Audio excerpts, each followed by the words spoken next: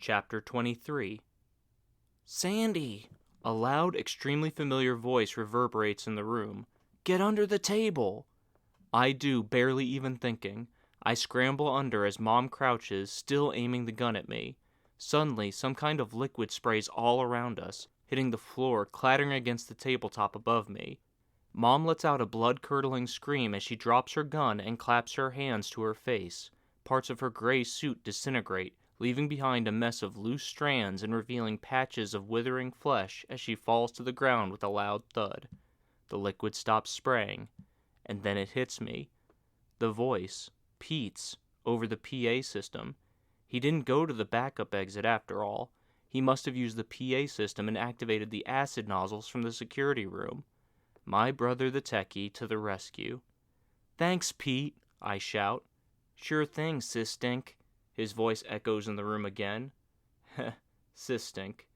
I'll meet you at the utility closet. Okay. I shakily climb out from under the table, still processing what just happened. I'm alive. I can't believe it. Somehow, I'm still alive. But before I can fully wrap my head around that mind-numbing concept, a spark hops out of the corner of my eye, and a flame erupts on a table near the counter. I glance in the direction the spark came from. Ah, the microwave Mom shot. It's still even spurting a few weaker sparks. The deadly acid that just rained from the ceiling must be at least somewhat flammable, too. The flame on the tabletop quickly grows and starts spreading along it. Oh well, not my problem. Just more motivation to get the heck out of this horrific place. I head swiftly toward the cafeteria doors, just passing Mom's limp body, when a guttural noise comes from it. I whirl around just as she finishes scrambling to her feet, barely registering she's holding a syringe with the needle penetrating her arm.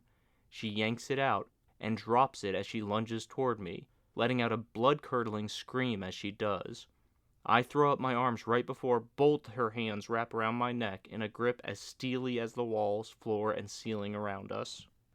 I let out a scream of my own as she shoves me back, her hand still grasping my neck, and slams me onto the table behind me.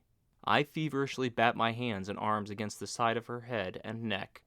Her horribly melted, acid-burned face hovers above me, her teeth bared like a rabid animal's, her eyes totally white, no pupils at all. But nothing I do does anything, she doesn't even flinch. I also keep flailing my legs, which hit nothing but air behind her. She continues to tighten her grip, her fingers feeling like they're on fire, scorching my neck and sending ripples of pain through it. It's getting harder to breathe, but I keep fighting, keep punching, keep kicking. As I do, I can't help but notice her arms are bulging with a bunch of insanely huge muscles, way more and bigger than what seems possible. But still, nothing I do does a single thing, and her grip only continues to tighten. My eyes start to water, an extremely sour taste leaking into my mouth. Then I see movement out of the corner of my eye. Pete. He's popped into view, pointing Mom's pistol at the back of her head from a few yards away. Yes, my savior. He's going to rescue me again. Goodbye, Linda Silverman, he says. I always detested you. Mom doesn't even turn her head around as a loud click rings out. No, it's empty.